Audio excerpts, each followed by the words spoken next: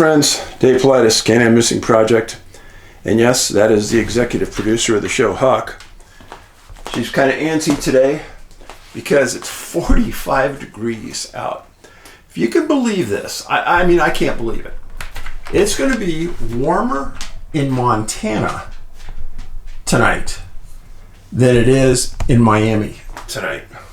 That's a fact. I have never heard of this before. I don't believe it can happen, but it is going to happen. So these are always recorded a couple days beforehand, so that's the reason why. I've got a gangbuster of a story for you today about a missing person. But first, I'm going to drive home a point today. Headlines from one day ago. Boy found dead after bushwalker rescued in Blue Mountains tragedy. Blue Mountains National Park, about 60 kilometers west of Sydney, Australia. I've been there. I spent several days there. Stunningly gorgeous. You can get lost in there so quick, it's unreal. We walked through it a bit, and it's very thick. They've got more things in that park that'll kill you than you would ever believe. And they're supposed to have yowies there. Yes, and I met some researchers there, and they showed me their yowie collection of tracks and things, just like Bigfoot. But here's the story that I'm going to drive home to you. A 16-year-old boy has been found dead in a creek after becoming separated from his friend, who was winched to safety from a remote campground described as one of the most secluded wilderness areas in the Blue Mountains west of Sydney. New South Wales police have been told that the 16-year-old and another boy, aged 17, were walking to Mount Hay from Laura Station with their trip expected to last 3 days. The pair set off from the train station on Tuesday. The older boy activated a personal locator beacon about 5:45 on Wednesday after the two became separated. No explanation about how they became separated. The beacons, this is the part that our government has to hear this. The beacons can be hired for free from the state's National Parks and Wildlife Service, but are also sold in camping supply stores and send a distress message via satellite with a GPS location. Gee, where have we heard that before? The 17-year-old was winched by a rescue helicopter from Acacia Flat camping ground in the Gross Valley Wilderness area, several hours walk from the Laura station. The campground is described on the New South Wales Parks website as one for intrepid campers at the end of a challenging, very steep track, but it is not yet known which route the teens took to the area. A search for the 16-year-old involving local police, Blue Mountains Rescue Squad, New South Wales Ambulance, Pole Air, and the Toll Rescue Helicopter ended about 1 p.m. on Thursday. The boy's body was found in a creek in Blue Gum Forest within the Blue Mountains National Park. A report is being prepared for the coroner with a post-mortem examination to determine how he died. Graham Rybelt, co-founder of the award-winning tourism information platform Ask Roz Blue Mountains, said tracks are sometimes difficult to distinguish. They may have gone off track, but certainly the whole area is very hostile. After the fires went through, the vegetation has come back viciously, a lot of weed. In that area, tracks are really self-maintained with sufficient walkers going along there that defines the track. Track is the trail. Rybelt said police should file trip intention forms with the New South Wales Parks and the Wildlife Service before setting off in the Blue Mountains, advising how long they plan to be gone and who to contact if they don't return. It wouldn't have made a difference in this case because they weren't late. An accident can happen any time. People have fallen off tracks or had them disappear underneath their feet due to land subsidence. They break bones, fall and hit their heads, get bitten by snakes, and become separated easily. You can be 10 meters away from someone and not know where they were. So, The boys were on a trip that was supposed to last 3 days. Just a couple days in, they weren't late, and somehow or another, they got separated. Now, how did one boy end up in a creek deceased? How did they get separated? And the point of me reading this to you is carry a personal locator beacon. One boy had one boy didn't. One boy lived, one boy didn't. If there is ever an example of why to carry one, there it is. Now, I've been someone that has been singing this tune for many years. I've always wondered why our government won't at least rent them out. Kudos to Australia. They give them out to you. You have to return them, of course. But it saved a life. How much more important do you want it to be?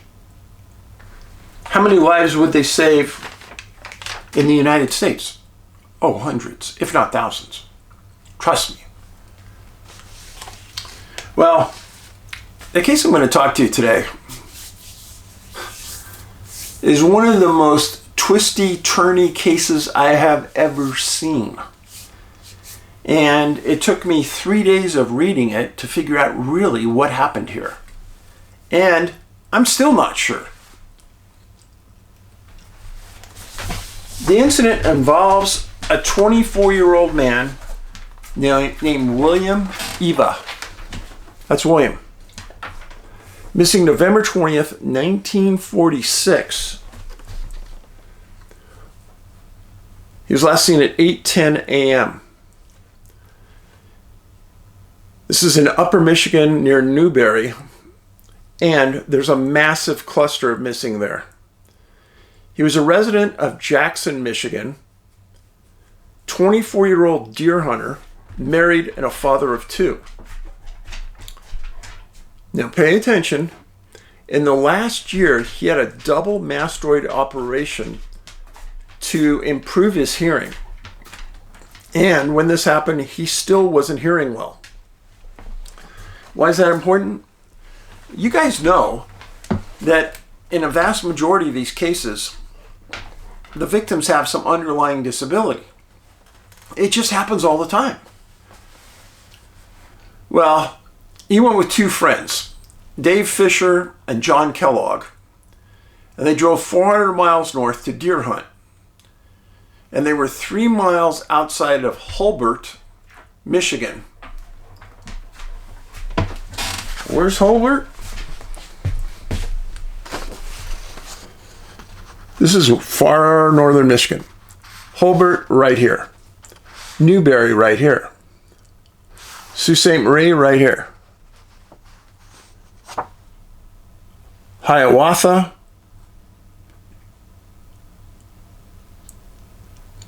Canada. Famous case I told you about that from at the time Kinchlow Air Force Base scrambled a jet because a UFO was flying through here and it disappeared. Never found. But there's a giant cluster of missing people right here. Yes. And I've never talked about this case. I've never written about this case. So the men arrived only 3 miles outside of Hulbert, and they set up their camping and hunting camp on November 19th. They were a group, there were 3 of them that were experienced. They'd been to this area before.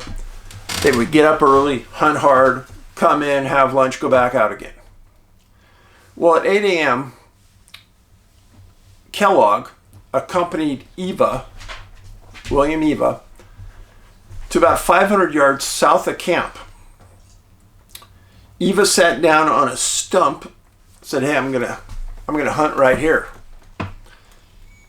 which was normal, nothing unusual. Kellogg described Eva as very calm, very cool. He carried a Remington Model 31 pump shotgun, He also carried a compass. And, pay attention, he was wearing a red cap, a red shirt, red pants, and boots. Now, why do you do that in Michigan? Because it's pretty dangerous to hunt in Michigan back then. A lot of people wear hunter orange now, and it's mandatory in several states. That's so other hunters can see you. Yes, deer are colorblind, just so you know. Now, this was in an area that all of these men had hunted many times before. Well, at 11 a.m., Kellogg and Eva had split up at about 8 o'clock. That was the last time you saw Eva sitting on the stump. And they had a habit of coming back to their hunting camp between 10:30 and 11:30 and having lunch. In the middle of the day, deer tend to bed down, they're harder to find, so it's a good time to have lunch, take a nap, go back later in the afternoon. So Kellogg says he returns to camp, and Fisher returned to camp. They had lunch, and Eva hadn't come back. Didn't show up for lunch. Well, they finished their lunch, they kicked back for a while, and then they went back later in the afternoon to hunt. At about the time it was getting dark, Kellogg and Fisher returned to camp, and Eva didn't show up. So they decided they would go back into the field and search. And they did something for 1946, which is brilliant, which I tell every hunter to do now.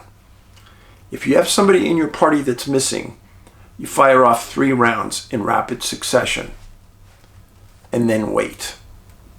Sometimes wait 15 minutes, 30 minutes, and then do it again. This is the reason why you carry far more rounds than you think you're going to need. Because it helps people that may be lost hone in on the location where the camp is. Now, on the opposite end of the scale, if you're lost, you do that, and then people know that someone is missing, and they'll come look for you. Firing 3 rounds in a row while hunting, not normal. People will know that it's an emergency. Well, late that night on November 20th, after the guys had searched late into the night, they drove into Hulbert, and they made a call for conservation officers and the state police that they needed help in finding their friend that was missing. The next day, conservation officers arrived into the hunting camp. The guys had been up early searching, and the night before it had been raining, and the rain turned to snow the day that the conservation people arrived. About 4 inches of snow fell that first day, full day, that Eva was missing. News quickly got back to Jackson, where he was from, that William was missing. Now, they had about 26 people that first day in the field, conservation officers, state police, and other hunters that dropped everything to try to help. And you may think, wow, that's pretty impressive. It is. But dozens of times I have told stories where other hunters stopped hunting to help find someone. Well, that search went on for several days, between 20 and 50 people. On November 26th, 15 of William's friends and his father left for Hulbert from Jackson. Now, his father left, but his mom was hospitalized at the time. And she told him to go. Look for our son. Don't come back without him. That's what she said. The next day, 15 more friends left from Jackson, forego their Thanksgiving dinner, and started off for the 400-mile ride north to Hulbert.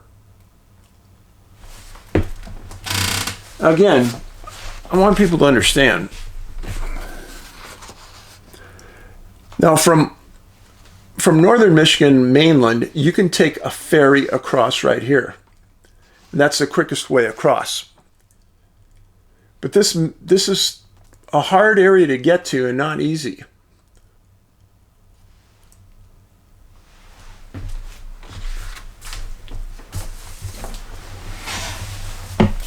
On November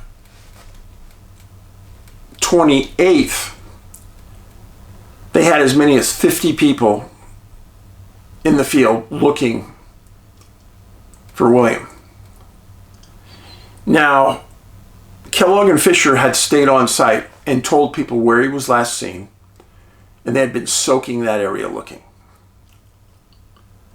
I want you to remember, he was wearing all red. That sticks out. How they didn't see him, I have no idea. It hadn't snowed that much up to that point. December 1st, the Michigan State Police turned the search for William because it started to snow so heavy then. They stated that 1 square mile area they'd searched extensively and they had found nothing. So if you think about that 1 square mile area, 5,280 feet by 5,280 feet, that's a lot of area. They covered everything they should have covered. If not, maybe they could have gone another mile more, 4 square miles. But they wanted to be thorough. Now, during that search, they did find something unusual. They did find a dead doe in that area. The doe they did a necropsy, and the doe had been killed by a rifle bullet. Now remember, William was carrying a shotgun, so he didn't kill it. Now here's something that came with my research of this case, and it absolutely blew me away. Up until November 30th, November 30th was the last hunting day in Michigan. Hunting season was open for 16 days. 10 hunters in Michigan were killed by friendly fire. That's friggin' unbelievable. That is being so careless. I read that, I couldn't believe it. The number one rule when you're a hunter, unless you have an absolutely clear shot at your game, and you can see the backdrop for that game, so if you miss, it's not going to kill somebody behind him, you don't shoot. Too many people hear something rustling in the bush and they shoot in the bush. And that was a hunter maybe going to the bathroom. 10 killed in 16 days is offensive. Disgusting. I still can't believe it. Well, so it was termed December 1st, the search. December 8th, the state police decided they were going to go back into the area. Snow had cleared a bit, and they wanted to search the swampy areas around the area that these men were in. They found nothing. Simultaneously, a group of private searchers that were friends of Williams left Jackson again, and they arrived into Hulbert with 6 inches of snow on the ground, 42 degrees. They had 50 men that were going to be part of it, and they searched a 5 square mile area. And the searchers stated that they walked the area repeatedly, 15 feet apart, to make sure they missed nothing. 5 square mile area searched. That's a lot. And that's impressive. December 10th, search and rescue expanded under foggy conditions. Now you may ask yourself, how did these guys feed themselves in the field and this and that? Well, a group of women from the community there set up a sandwich and coffee stand that served free food. They received almost $250 in donations from conservation groups and from hunting groups just to keep the search going. It was a lot of money back then, folks. It was a lot of money. On December 11th, the end of the day, the SAR was turned again because a blizzard was coming the following day. Now at this time, a bizarre story comes around. So this is December 11th. Back on November 21st, the day after William disappeared, 2 Detroit hunters are hunting about 10 miles outside of Hulbert. And a hunter staggers into their camp exhausted. These 2 hunters put him in their truck and they drive him to the hotel in Hulbert. They get him there at about 3:30 in the morning. The hotel manager and these 2 hunters both said that this hunter was dazed and he was hard of hearing. They figured he was about 25.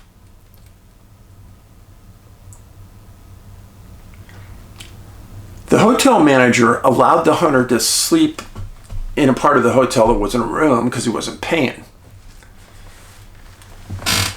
And then at about 8:30 that morning, this hunter was awake now, and a bus came by the hotel that was going to Sault Ste. Marie.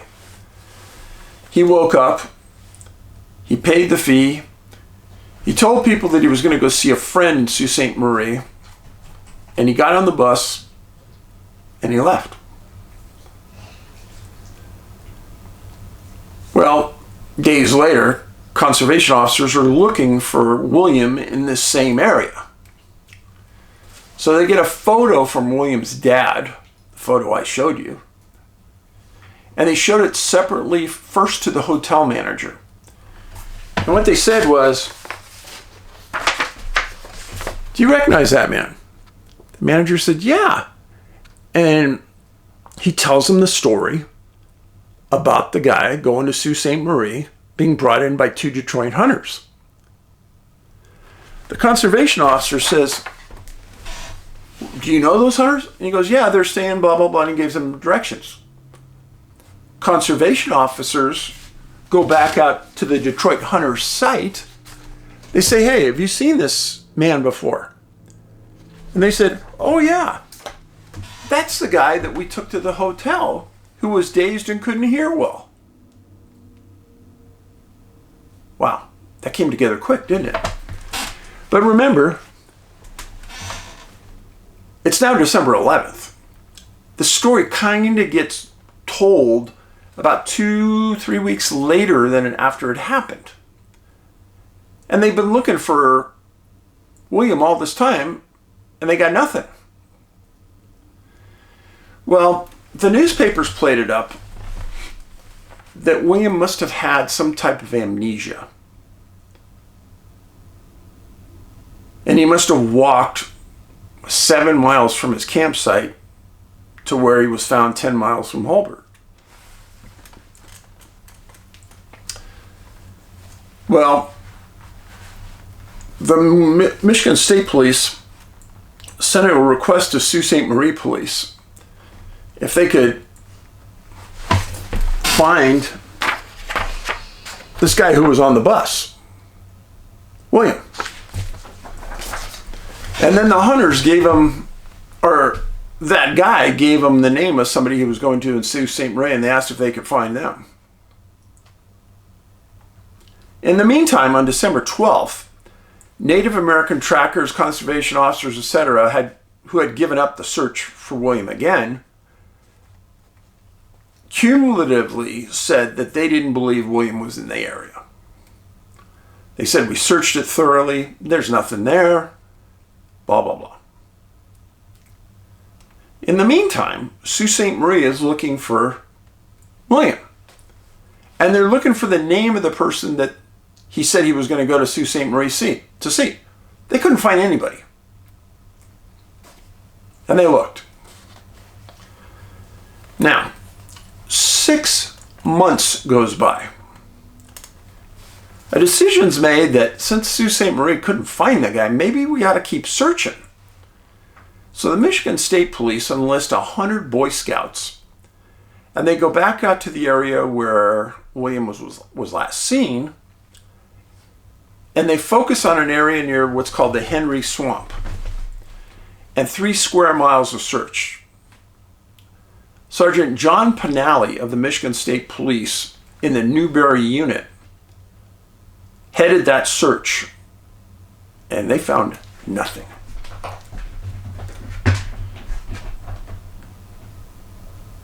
William's mom and dad got super frustrated, and they posted a $300 reward.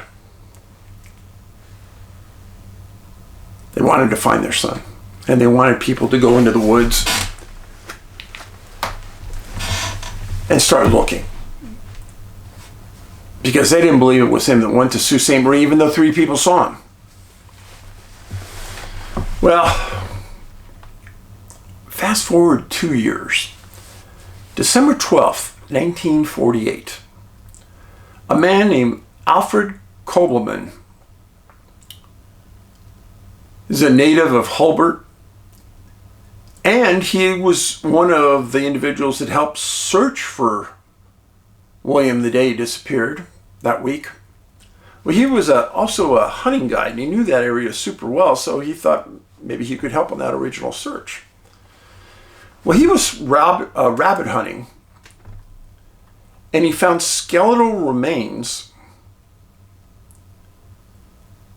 and he left immediately and contacted conservation officers and police. The report said that the remains were northeast of the hunter's camp. Well, William was last seen 500 yards south. Now, that's not much further, but it's worth noting. The clothing was found decayed and in pieces, and 1 rubber overshoe of the type William was wearing was found. Kobleman was a hunting guide, and he knew this area, and he thought all of it had been searched. At the same time, a super bizarre part of the story comes up. So first of all, they don't know who this other person is yet. But then the next day, conservation officers say that they found a wallet in this area where the remains were, with William's Social Security card and draft card inside, and like $1.50 inside. That was it. At the same time, a rumor started circulating that William was carrying $800 in cash, and that somebody stole that money off of him, off of his body. This made big headlines at the time. His father heard this and said, that is complete garbage. My son didn't even have that kind of money. So I don't know who's starting these rumors, but there's no way it's true. The other weird part of that is that was the second huge rumor that was started. 3 days after William disappeared, and his dad was making the drive from Jackson up to the search area, in the newspaper it said that his body had been found in water. He heard about this on the way up, and his dad got there and was told, we made a mistake. I don't even know where that rumor got started, but nobody's body's been found. He was upset. Well, how did that rumor get started? Who started that rumor? Nobody would answer. Well, the remains were classified as belonging to William. They were found in a maple grove of saplings. Just small remnants of his clothing, but his 2 boots weren't found, which I think is extremely odd.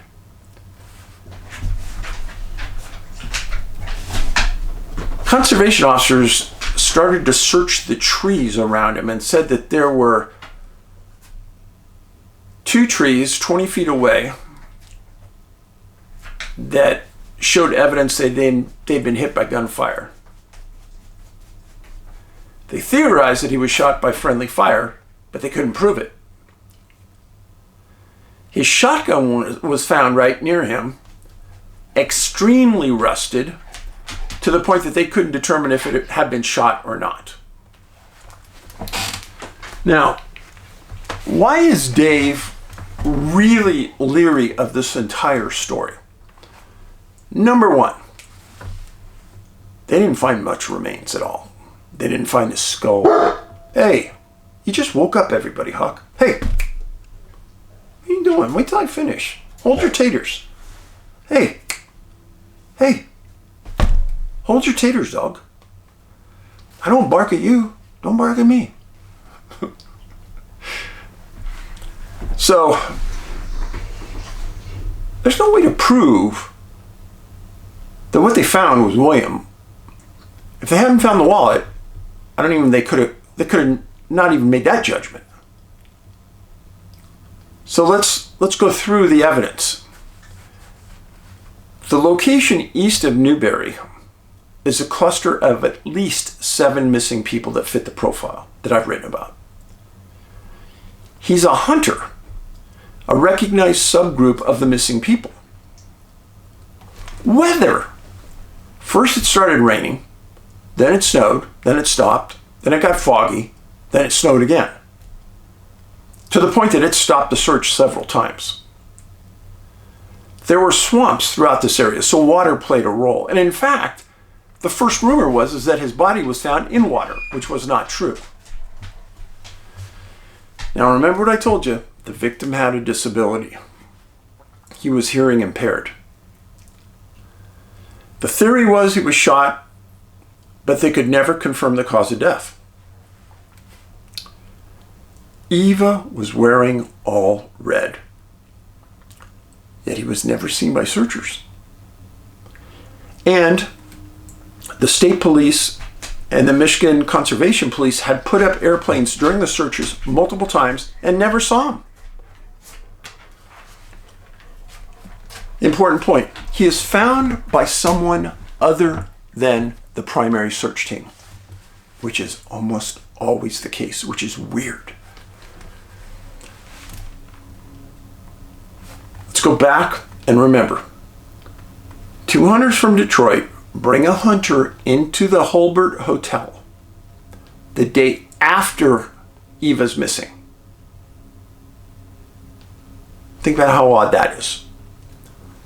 And all 3 witnesses say he was dazed and hard of hearing. And all 3 of them ID the hunter as this man right here.